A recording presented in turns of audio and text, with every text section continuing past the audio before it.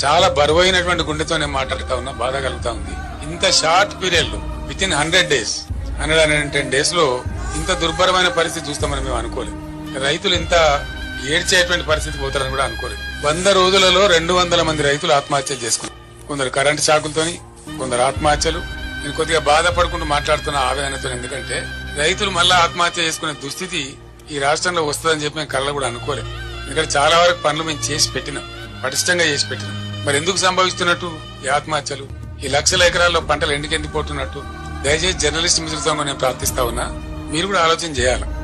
మీరు ప్రజల పక్షాన, ప్రజల కోసం ఉండేవాళ్ళు కాబట్టి మీకు కూడా అప్పీల్ చేస్తా ఉన్నా, ఈ పరిస్థితి ఎందుకు వచ్చినట్టు మీరు కూడా పరిశీలన చేసి రాయండి. ప్రజల పక్షాన్ని నిలబడండి, రైతుల పక్షాన్ని నిలబడండి. ఈ రాష్ట్రం యొక్క మేలును కాంక్షించి. రాజకీయాలు ఎప్పుడు ఉంటుంటాయండి, రాజకీయాలు పెద్ద ఇష్యూ కాదు. రాజకీయం ఎన్నికలు వస్తే గెలిచేటోడు ఓడుతాడు, పుల్లయ్య కాకపోతే పుల్లయ్య కాకపోతే మళ్ళీ ఎవడో. అది సాధారణంగా జరిగే విషయం, రొటీన్.